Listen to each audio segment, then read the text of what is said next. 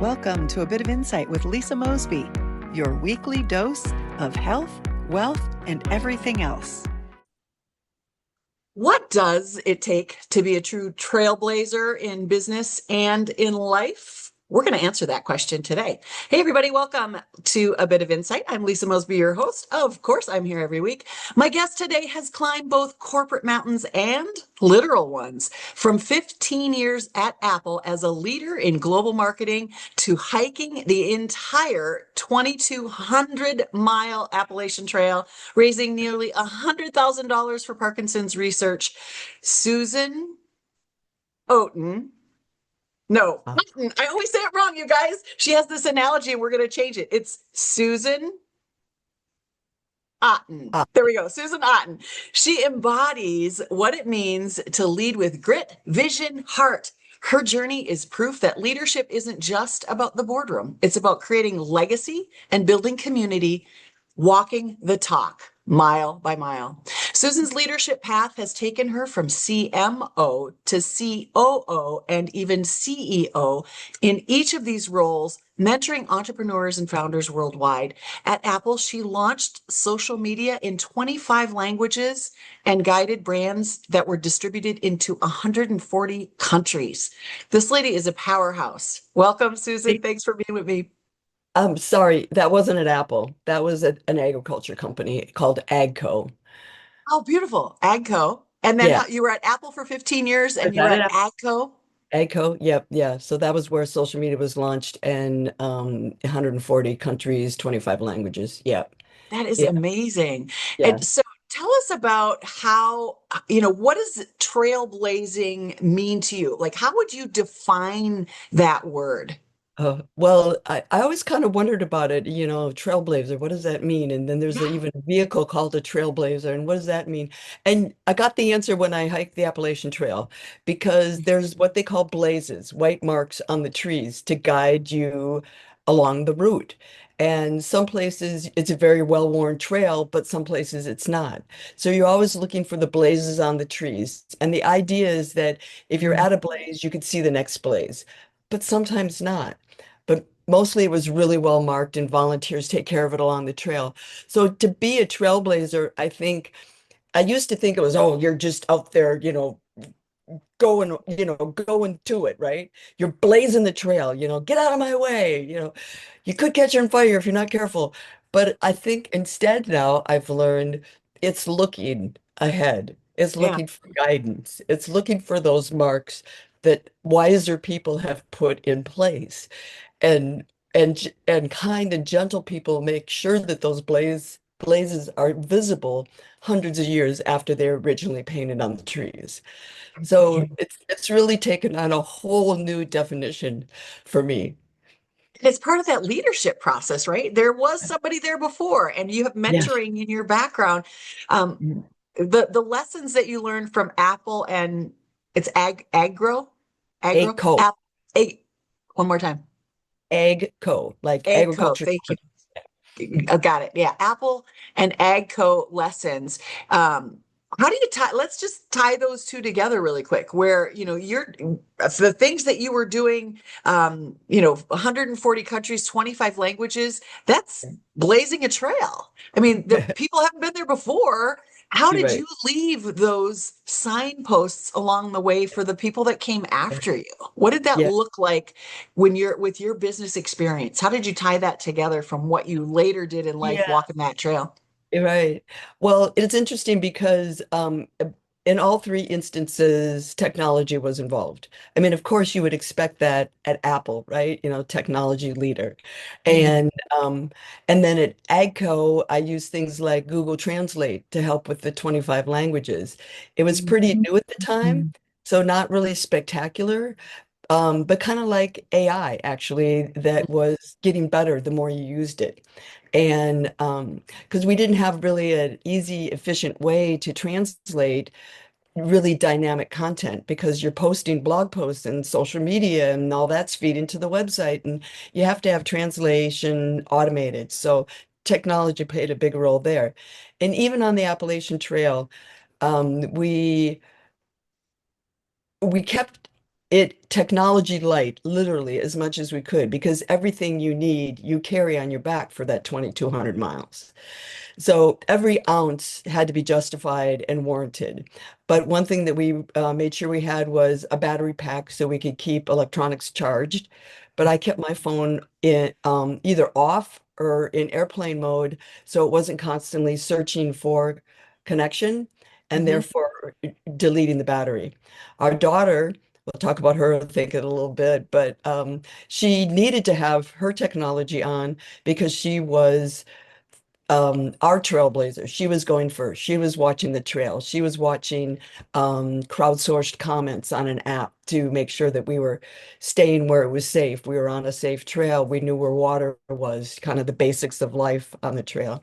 And then we had to have an emergency communication device because you don't go walking in the woods away from civilization for 2,200 miles, um, where you only have connection on the trail for less than a third of the time. We needed something we could communicate with if we had an emergency. And we never deployed it in the emergency mode, but it was satellite communications, not based on GPS. It had to stay charged, though, to send the messages. And every night we would send a pre-programmed message to a group of friends and family. And there were two messages that we had saved, and we chose one or the other, or our daughter did. She always send it. And it was my job to remind her, did you send the message? Because one was, we're at camp, we're safe. The other one is we're in town, we're safe. And then they could tell where we were because of the GPS coordinates that the satellite data provided. So they knew how we had progressed from the night before. And then if we had an emergency, they could at least tell the rescuers where we were the night before. So it limited the search area because we Sure. did about 14 and a quarter miles a day. So if you use the average, you could start from our night before spot and look 14 and a quarter miles, hopefully in the right direction of the trail, but you never know. So, Yeah. Yeah. The uh, tools and the technology, uh, staying with the leadership principles on business or bringing it back, CEO, CMO, COO, mhm. different seats at the table. How is leadership different from those Uh, different seats at the table? yeah. Well, I think the big part of it is the amount of responsibility.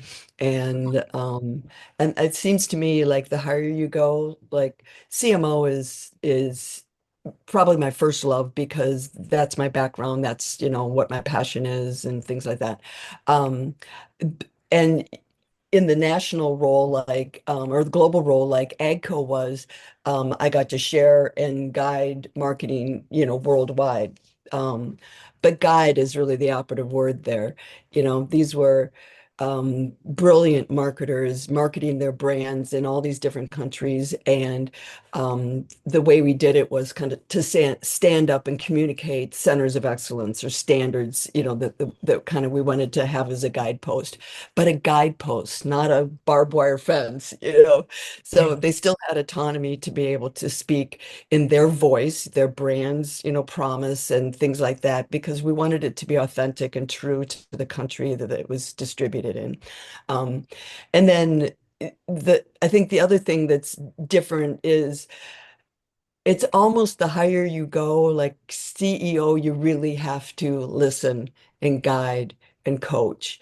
You're up there and guess the buck stops with the CEO, but you I think the better, healthier community of supporting each other at work is to listen and take feedback. And in some things, I wasn't the right person to lead an initiative.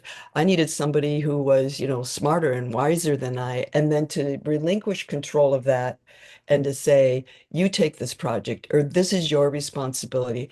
I want you to check in with me. And if it has to do with money, I'm the one that approves the checks and stuff like that. Yes. But you're smarter, you're better at this. And to be able Yeah. to recognize that, I think is really important. Yeah.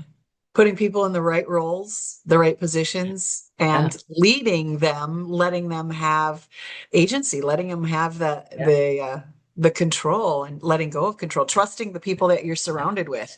And I wanted to go there because that's a big part of this experience on the trail. You know, Mm, you were the elder, but your daughter was the leader and absolutely. relinquishing control. You know, I'm the mother. I want to mother her. Want to take care of her. But her experience, the roles kind of started to reverse. And then you talked a little bit about the tools that you have, who's making the decisions, who's taking the actions, how are we coming Mhm. together to communicate to make sure everybody's needs are met. It's so similar. It's so Yeah, similar. Here you are in the business world, yeah, strong, powerful yeah. leadership. And here you are on the trail, strong, powerful member of the team to make sure that we reach our destination. Right, right. So there are times in our life when we're leaders and Yeah. followers. Hmm. Uh, Tell me about that experience. Yeah. Was it difficult to relinquish control and trust in Yeah. her that you were going in the Yeah. right directions? Right. Well, it wasn't that way at the beginning. I mean, of course, Okay. strong woman, right? You're gonna take the lead. And but it didn't really go that well at the beginning. It was hard. The other part of it was and this speaks to getting to know your team, getting to understand them, what's important to them, what's their process, what's their thinking.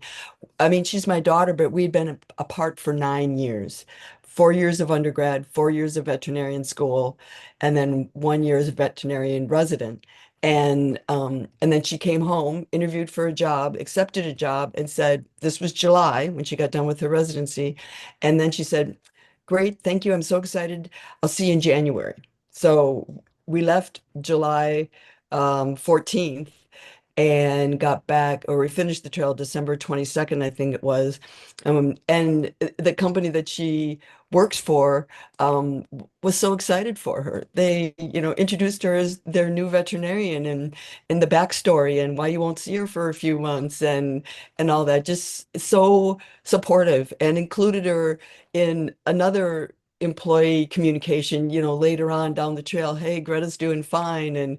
And so that was really cool. But so that just getting to know each other after 9 years, and now we're sleeping literally 9 inches apart, in our carried tent and sleeping bags, and it was huge. Now the reason why she was the better leader is not only is she 6 foot tall and I'm like barely 5'4". She's a two-sport Division I collegiate athlete. She'd done a ton of hiking. She's an Ironman. She's just really uber athletic, and I'm not. I grew up on a farm. My sport was feeding the cows. There was no time to go to have an after school activity. So, like sports or whatever. So it quickly was evident that I was not the best leader for the team. And she had done so much more research and talked to so many people, and she was clearly the best leader. Then I had to switch my role to being support. And, and if there was ever something that was like, okay, what do you want to do here, Mom? I'm like, oh crap, now I got to make a decision. I'm not, and then I'd ask questions and try to get her to not make the decision. It was nice that we were collaborating, but I didn't have all the information to make the decision. And it was great because we fell into this rhythm because I was the gating factor on how far and how fast we could go every day. And I fell every single day without exception. Like we tried to, and we actually defined a fall. So just a hand touching the ground is not a fall, but if your butt touches the ground, that's a fall. And if two hands have to touch the ground, that's a fall. So the trail is very rugged and so it was up to me to determine how far we were going to go. And at the beginning of the day, we'd set our goal. And as the afternoon wound down, then we watched um, how far we had to go. Big key question, what's the elevation up and down? Because toward the end, the up killed my hips and glutes, and the downs killed my knees because I had IT band issues. I don't know if you remember buns of steel. I know what that means now. And your IT band doesn't stretch. So if you don't stretch a ton, you have to stretch the tissue that the IT band attaches to. Otherwise, you're just like it's like having a cramp in your knee or your glute or your hip that doesn't go away. And it was extremely painful. So, and at that point, by the time I figured out what was going on, it was kind of too late. So I tried to stretch, but you got to go, you got to move. And it's that way in life and in leadership. Okay, something's not going right, figure it out, but keep going, Yeah. and it's almost like figure it out along the way. Or ask someone who's smarter than you, ask someone who's been through it before, ask someone who has the experience, which on the trail was my daughter.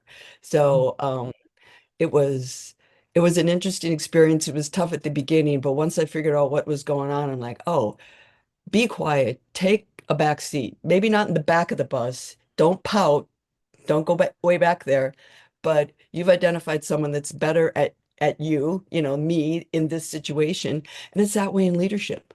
Like just because you're the boss or the division leader or the supervisor doesn't mean that you can't delegate. In fact, that's really to me a sign of very smart leadership that they've identified, okay, I'm good at this, but you know what? That guy, that gal, they're so much better at this. And maybe they don't have the experience, but I can nurture and I can coach and I can help them from the corporate perspective, but they're doing it really, really, really well. And it's smart to take advantage of that ability, that knowledge, that, passion that they have. It improves engagement of employees. That's the number one problem facing companies today is employee engagement. I think it started with COVID and, we haven't fixed it yet. We're largely back in the office, but that doesn't mean we know how to engage employees. I think we got lazy during Mhm. COVID and it's a conscious effort to figure out how to integrate people into, that that team effort and collaboration because not everybody knows everything. One of my favorite sayings is it's not what you know, it's who you know. Yeah. And I follow it up with I know a lot of people. So, which kind of infers I don't know that much, but I know who to go No, ask. it's not that we don't know that much, but we don't know it all. I'm very much um I'm a jack of all trades. I'm not a master of a trade. I've been in sales and motivational speaking and training for my whole life. So I've had Yeah. to accumulate a lot of data and information and disseminate in a simple way for people to understand. But that doesn't mean I'm a master at any of those things. But I am a master of consuming information. I'm some people say I'm a master at speaking, having conversations, but we're a jack of all trades. Sometimes a leader is a jack of all trades. They know exactly. That was one of my favorite sayings as well. I don't know. I think it may have come from Henry Ford because he said, I don't have to know everything. I just need to know the people that know everything. And then Right. we inspire, lead, and motivate them to Yeah. help us achieve what it is that we want to achieve. Yeah. That's So really I well. love, Yeah. yeah. Yeah. I Yeah. like that. So we don't have to have all the answers, but if we put people in another book, seats on the bus, what seats Yeah. on the bus are the people in? Are they in the right seats on the bus? Do we have the right person driving it? Do we have the Yeah. right people in the front seat watching where we're going and keeping an eye on the vision? So all of those things make a difference in how successful we are when we empower people to do what it Mhm. is that they do best. And Right. I know that there was a point on this trail that you were wearing a helmet, and you said I fell every day. And I'd love, we have roadblocks in life. There's stumbling blocks. There's major roadblocks in life, as you're going to share with us here in a minute. They can stop us, or we can figure out how to deal with those roadblocks, get over them, go around them, go through them, whatever we need to do. Talk to Right. me about the roadblocks you experienced on the Appalachian Trail. Well, one of the things that was really interesting was our daughter was a purist. She wanted to go every single step of the trail. Mhm. And sometimes, like at night, there's shelters along the trail, and they're like three-sided kind of huts, just a wooden floor, lots of mice, because people drop their food there as they're having dinner and stuff. And a lot of times, if the trail went this way and the shelter was over here, then there was a spur trail that went to the shelter and then went back to the trail. Okay. Well, we'd go to the shelter, but my daughter wouldn't go back to the trail that way because then she would have missed this section of trail. So she would always go back and pick up where we got off the trail. Sure. And I'm the good little follower and I'm doing that for a while. And then kind of toward the end, I'm like, okay, I'm gonna save that, those 10,000 Extra. steps or whatever. Yeah. And I'll wait for you and meet you down here. So that was really interesting kind of concept. But the roadblocks were like every step of the way. And there was parts of the trail where you couldn't even step without consciously thinking where you're going to put your foot. And when we started out, it was really we went backwards. We started north and went south because we started so late in July. And they closed the mountain where the trail starts when it snows because it's up northern Maine, so it gets a lot of snow. And people have gotten lost and died on the mountain. So they do guided trails hikes in the winter up there, but you can't, the park is closed unless you do a guided hike. So anyway, we started in July and headed south. So we were going against traffic. And because we started so late, people were actually finishing the trail by the time we started. So and up north, it's really wooded. It's beautiful. But roots means, or trees means roots. And along the trail, because it's been worn down over time, the roots are very exposed. So day 18 was my first fall, no helmet at this point. And I tripped on a root, hit my head on the root. I think it's healed up very nicely, but you can kind of see a divot in my head still. But 9 stitches. And we were let's see, 3.5 miles to where the trail crossed the road. So I had to walk out with, a head wound. And yeah, but what was so amazing about that fall, we hadn't seen anybody all day. It was 1:30 in the afternoon, beautiful early August day. And I sat up, I fell, I hit my head on the road. Your head makes a really weird sound, kind of echoey in there. And then immediately screamed for our daughter, who was hiking behind me at that point. I sat up, and remember, I hadn't seen anybody all day. Beautiful day. At my side appear 2 men. And the one says to the other one, Joe, when I fell last week, I think I have some of those strips left. Can you dig them out of my backpack and I'll help the lady up and make sure she's, okay. And by that time, our daughter got there. Oh, and then he said, oh, and one of those big waterproof bandages that keeps the blood in, grab one of those too. And so, I mean, right there, they pulled him out. By that time, our daughter was there. She said, I'm a veterinarian. I'll tape her up here and put the buff back on my head because I was sweating a lot. It was August, it was a little warm. And we were on our way. And my one huge regret of the trail, I think it's my only regret, is I didn't ask them to turn around to see the angel wings on their backs. Because I mean, that was absolutely a miracle, absolute miracle. And people that help hikers are called, this is a standard term, I didn't make this up, trail angels. And here, our first really crisis, and we have trail angels appearing at our side, without missing a beat, helped us. And then they're like, okay, you guys good? And off they went, and we got to the road, didn't even have our thumbs out to hitchhike, and a car stopped. Didn't even have our backpacks off. And usually when you're on the trail, you take your pack off as soon as you possibly can.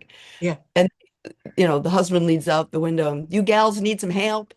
And they took us over an hour and 15 minutes to an ER. And they said, yeah, we go right by it, jump in. You guys hungry? We'll stop at a gas station and get you some snacks. I mean, just like Wow. unbelievable. Wouldn't take a dime. When they stopped at the gas station, they, topped off and wouldn't let us pay for the gas. Just like unbelievably kind, which speaks to the community along the trail. And then the second time I fell was in, they call it Rocksylvania on the trail because it's so rocky. And this is where you can't walk without figuring out where you're going to put your feet because there's standy up pointy rocks too. And there's a joke along the trail that the Boy Scouts in the area go out at night and take their rock files and sharpen them and make sure they're really, and they got it, and they're wiggly too. So like I'm trying to walk and like figure out where I'm going to put my foot and okay, is it safe? Can I lift my other foot up? And I misjudged one time and I knew I was going down. So I did the tightest tuck and roll you can do with a 35-pound backpack on your back. And because I didn't want to like poke an eye out or break my nose or smash my teeth. And so I got the top of my head and 10 staples, which is weird because it's literally a staple gun, you know, and and that was only a mile and a half from the trail. But that head wound bled like crazy. So I'm walking on these rocks. I got a trekking pole in one hand to help balance, but it is gushing blood for the entire mile and a half. So I'm trying to put pressure on my head to stop the blood from running down my face. It was really, really challenging. But again, we got to the trail. There was someone there to give us a ride. Just the community that reached out to help was unbelievable. So I don't exciting. even know how to respond to that. It's, yeah, Yeah. amazing that one, those people were there, Yeah. and two, that you didn't go into shock or panic Yeah. seeing that much blood running Yeah. down your face. Yeah. Yeah. Yeah. Well, and how did your daughter, she's a veterinarian, so she's probably Yeah. used to blood and, she's gone through all of the training for that, but it's still your mom and she's still Yeah. bleeding from Yeah. the Yeah. head. Yeah. How was she calm? How did she Yeah. handle you experiencing that? Yeah. Yeah, she was. It was, I mean, both cuts weren't like just surface rooms. They were, deep enough that they were like Significant. burn. Um, yeah, when I give presentations on the trail, I've taken out the pictures of my head wounds because they're pretty gross. I mean, this one especially was very gaping and, very wide, and she smushed them together and put steri strips on, so that helped reduce the bleeding too. She was very calm. She took control. She was a perfect leader, calming me, thanking the people that helped us, giving instructions on what she needed. Um, when we got to the ERs, you know, no concussion either time. The second one, she asked the ER doc, so like, how long should she wait before she gets back on trail? Because this one was pretty, And I- 10 a medical, staples. yeah, yeah. And I've learned a medical term, remarkable. They call like, yeah, yeah. He's like, yeah, it's pretty remarkable. So he's like pondering and thinking, and I mean, he was totally playing it up. He says, well, I'd wait an hour. It's like, but by the time it was afternoon when I fell. By the time we got to the yard, it was, we weren't going to go back out on trail. We had to find a place That to day. stay. And, Yeah. it was a Monday, and this was post-COVID. And so a lot of the little towns along the trail were really having labor issues. So restaurants were all closed on Mondays. It was just a standard thing. And sometimes Tuesdays. And this was a Monday. But again, another miracle. Someone said, "Oh, at the hotel," they're like, "Oh, have you eaten? I know the restaurants aren't very open, but my friend works at the Chinese restaurant and they're always open. They're just like a half a mile up the road. I'll call them and because they're going to close soon. And a lot of times they'll save the leftovers for me, so I'll see if they can save the leftovers and you guys can go up there and pick it up. Just like just Mm. amazing, amazing kindness. And, she didn't have to, the ER doc offered to give us a ride. And we're like, well, we don't know where we're going, but that was sweet. He was coming off shift. And I mean, really, an ER doc who's probably been on a 12-hour shift is offering to give us a ride without even knowing where we need to go. That was Yeah. just huge. Yeah. And then we got a ride to I think it's the world's largest Dick's Sporting Goods where we got a helmet. Okay. So yeah. And my husband wanted me to get a hockey helmet. Our son's a big hockey player, and with a full metal cage, so to have a lot of protection. Those are so heavy. I mean, I seriously wanted to, comply with my husband's wishes that we go to Dick's and try it on, even though it's August. You know, they had hockey helmets and are so heavy. I have new respect for hockey players. I'm like, oh my gosh, you have to do a workout just to hold your head up. And but I found a lighter weight, hard plastic like BMX helmet. So if you're, doing that crazy BMX bike riding. But I got a really lovely gash on the side of it. I'm pretty sure it would have been a third ER visit.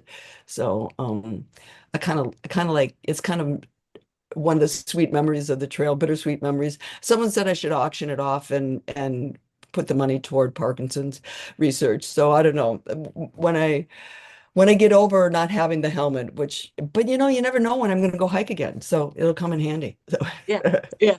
And you mentioned Parkinson. So that was the yeah, inspiration behind all of this. When you set out, did you know it was going to take you 5.5 months to do the whole yeah, length of this? yeah, we knew. Actually, we did it pretty fast. So I think we really wanted to be home by Christmas. So that would have been 5.5 months, a little bit more. We did a little bit less than that. The last week, the third hurricane was hitting the East Coast. So, and we were used to it because we'd endured two hurricanes already. And by the time it hits, inland, it's just a bad windstorm, lots of rain, and temperatures drop. So it's not like you're in the middle of, hurricane, but you get the aftermath. But we used to live in Georgia, and because the trail finishes in Georgia, we had a lot of friends that were coming out to cheer us in, and it was so sweet. And we didn't want, Greta put out a social media post that, come in Christmas garb, extra brownie points if you bring your dog. And this is, we estimated when we were going to finish, and as we got closer, we kept updating. Sure. And but we didn't want them standing out in the cold and the wind and the rain. Yeah. So we hustled up that last week and cut off. I mean, it wasn't quite a full marathon a day, but we picked up our pace a lot. At the beginning I think our first day we did 6 miles, and at the end we did do a over 33-mile day one day. Um, but that was the day we saw wild ponies. And so it's like, I mean, you have this big obstacle in front of you, and not everybody would see. I mean, ponies were known to be in this state park, um, but you didn't always be blessed to see them. Sure. And God knew we needed a little pick me up. So we saw, let's see, it was a group of three and then a group of five. And we name all the animals, wild animals we saw along the trail. And the last five were adorable. And we called them John, Jacob, Jingle, Heimer, and Schmidt. They were so cute. And Awesome. yeah, and the group of three was a mom and dad and the baby. And I mean, just so sweet. And for wild ponies, they're not really scared of you. It's said in the summer when they will lick your skin to get salt if you're sweaty. They, will come that close. They didn't do that to us, but I was okay with that.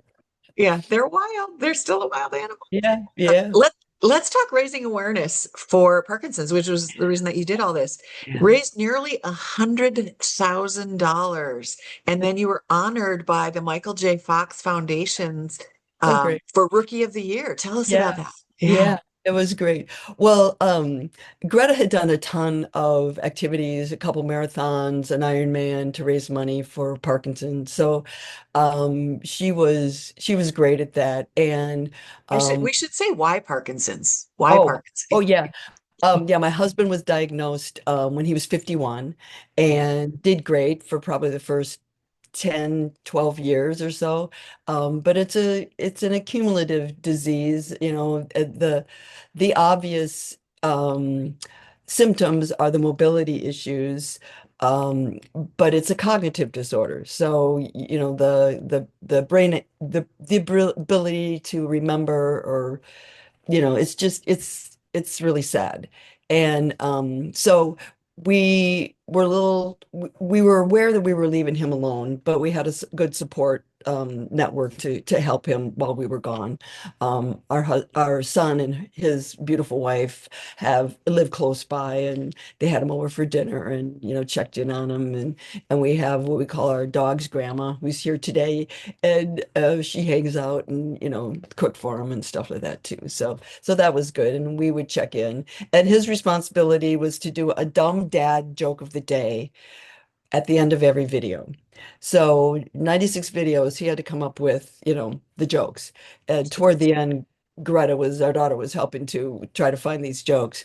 But we wanted to not only raise research funds, but awareness, because it's kind of an unknown disease, or not very well known. But more people seem to be being diagnosed with it too. So that's a bit of a challenge. And Michael J. Fox Foundation has just done an amazing job. They have a fundraisers gala, which I think anybody that's raised more than, I can't remember what the limit is, $30,000 or something like that, is invited out to New York, where they're recognized and applauded. And then they use that as kind of a conference to update people on where they're at on research and finding a cure and stuff like that. And so it was huge to have their support. And we got really great coverage, because it's kind of a weird story to have an old lady hiking with a super athlete. And I'm not a math person, like I don't have that part of my brain. But our son is. And so I had him validate the numbers because there's all these statistics on the trail, like how many people do it every year, or how many people attempt, and how many complete, and how many are women, and what age they are. And when you take all that data together, we estimate I'm one of less than 10 women my age that completed the trail. But then I get immediately humbled because a woman who's 80 years old just completed the trail. It is just like crazy that, it's like, could I do that, in a little more than 10 years? Could I do the trail? I don't know. I have a hard time mowing the lawn. So, um, but anyway, we really wanted to raise the awareness. And because we had a kind of an interesting story, again, it was Greta's idea, and she was our creative director and videographer, editor, light editor, as much as she could do on the trail.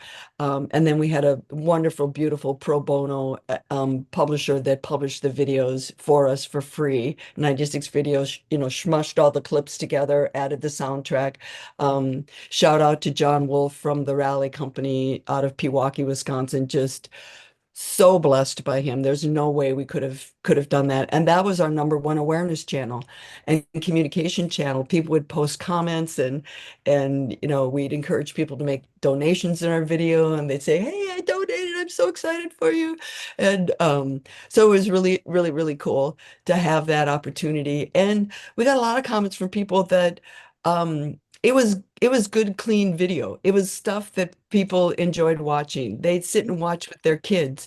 And we'd always do at least 2 days in one video, because we were 154 days on trail, but only 96 videos. So we tried to, and we Mhm. did some special videos like a gear video. And we, the Hikers Thanksgiving is a big celebration for people that are out on trail. So that was kind of a special thing. And our finish and our, just fun stuff like that. But it was a way for people to not only see what we were doing, hear our corny jokes, and we made up songs along the trail, especially when we entered a new state. You go through 14 states, I think it is, 14, 13, I can't remember now.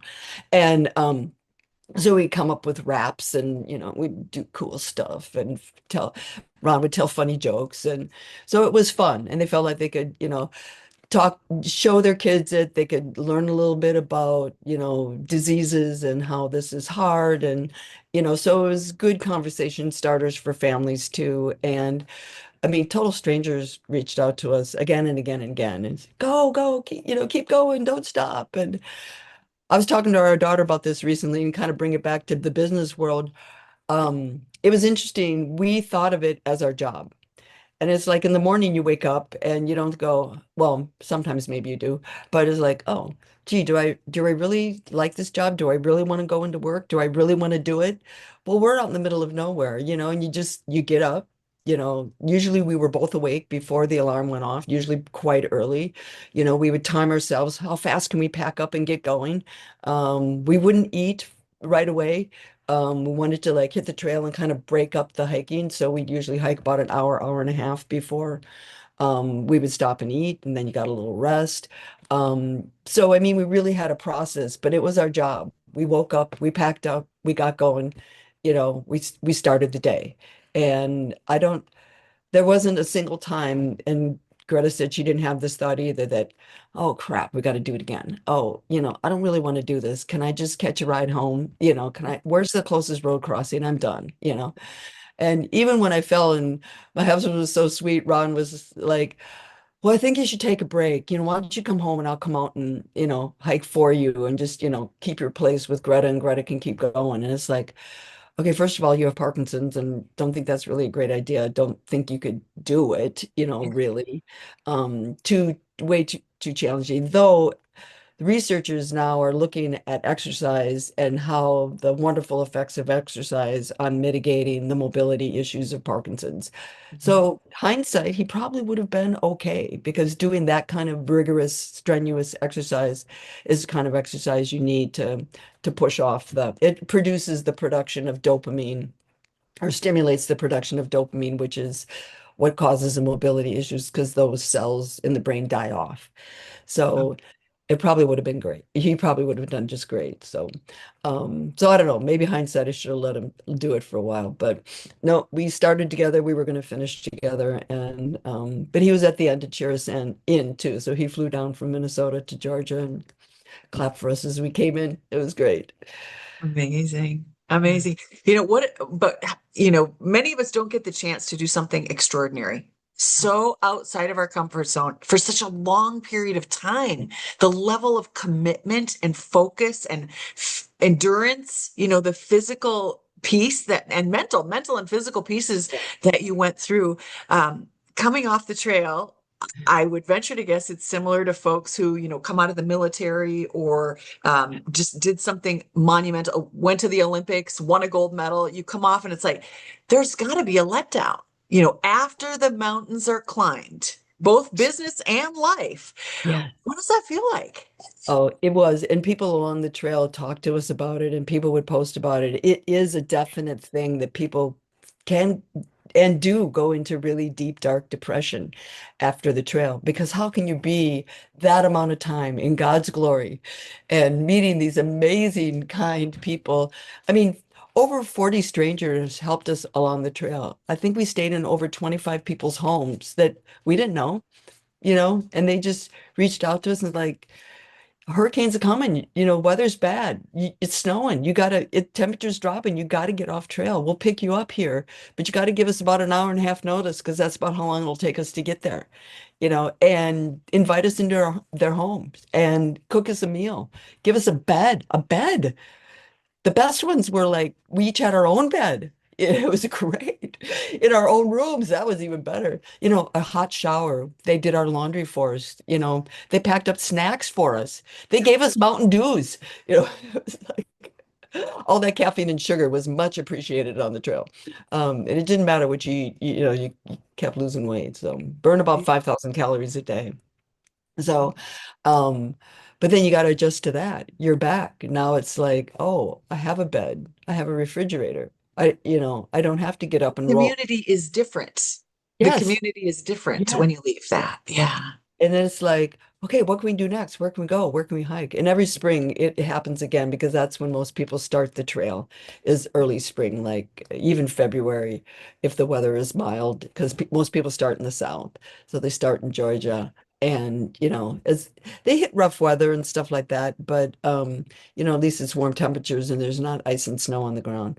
Um, so the spring is hard because you see all these posts and friends of ours that are out on trail again and stuff like that. So it's yeah, the itch is still there. I don't know if the heart is willing, I don't know about the body.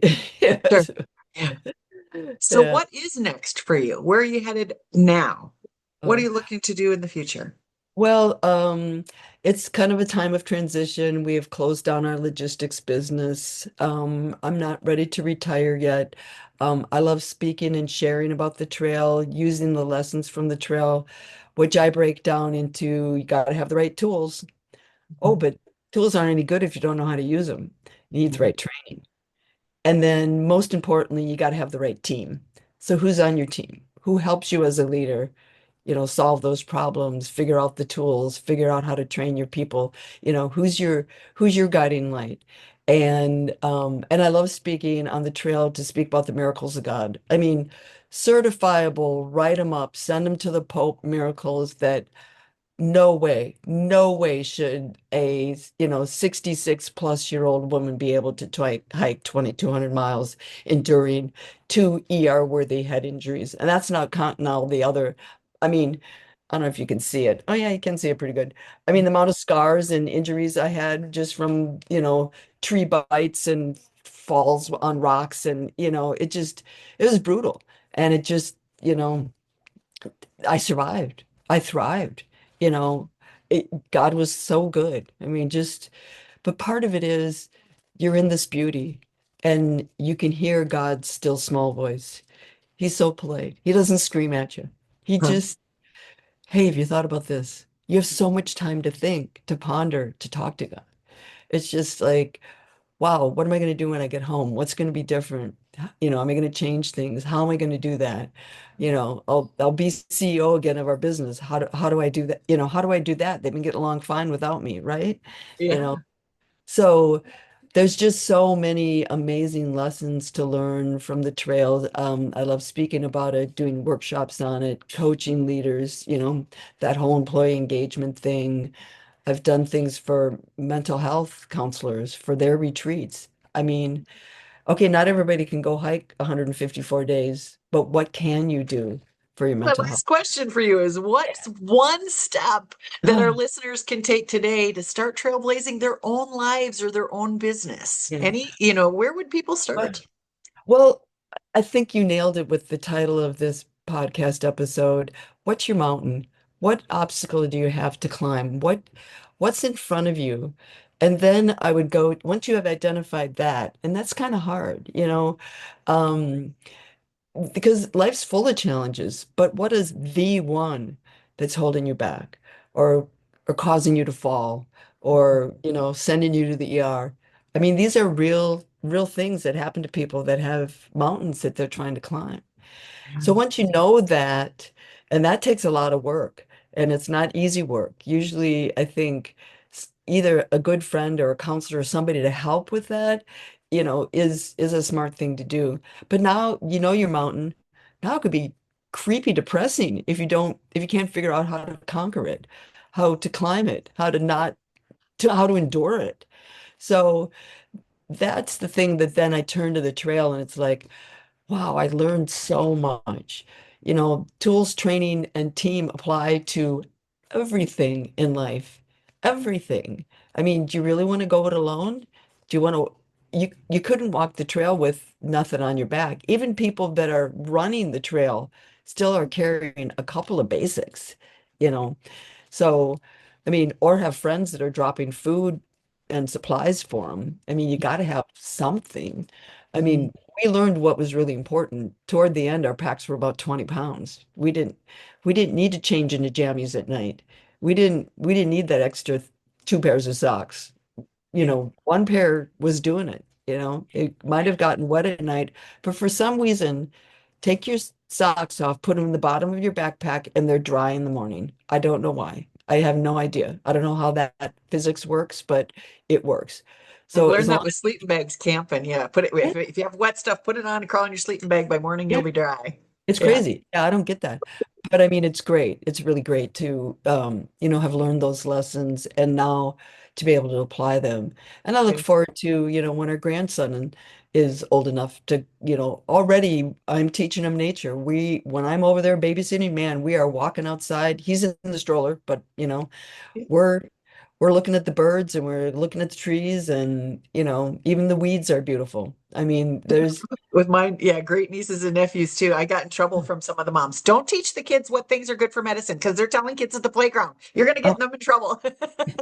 yeah, Giving them those tools to survive in nature. yeah, We may have all the benefit of technology right now, but you never know. We've yeah, lost so much uh, of being in nature, of yeah. being Yeah. able to take care of ourselves and survival in those spaces. So Yeah. it's nice that you're sharing that and passing it forward. Well, and I think, it's really important to know where you do get your energy.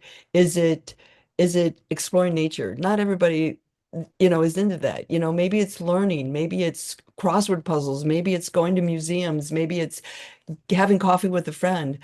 Identify what your mountain is, but how are you going to conquer it? What path are you going to take? Look for those blazes, people that have gone before you, that have marked the trail. You're probably not the first person on the planet, may feel like it, but Yeah. to have these issues, there's there's older, wiser, maybe not even older. I mean, my daughter, let's see, she turned 27 on the trail, and she was by far the wiser person, the better leader, by far. So just really important to be able to identify that. And then, you know, I'm a big process person, put a plan in place. Once you've figured it out, now what are you going to do about it? You know, okay, just Oh, because you've identified doesn't mean that it's going to go away on its own.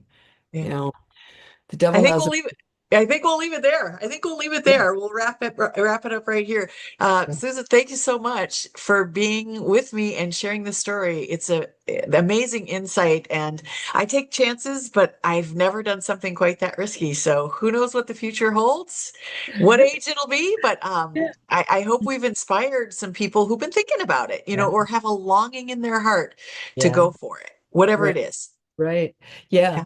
And if anybody's got questions, I mean, feel free to reach out and, I'll help give some insight if they need more information. I'd be happy You'll to be able do to that. find all those links for her YouTube videos. There's 96 of them. Her connections on LinkedIn and being able to get in touch with her will all be in the show notes. So Yeah. feel free to reach out. Okay. Susan Otten, she reminds us that trailblazing isn't just about reaching the summit. It's about who we become along the way. The other thing is the communities that lift us up as you go. Are you in community? Are you getting the support that you need from the people that are in your life, the people that you've chosen to surround yourself from? From a global perspective, what are the mountain trails that you want to take off after? What do you want to pursue in your life? Her story is proof that leadership and legacy are built step by step, choice by choice, and you are the one that gets to make that decision.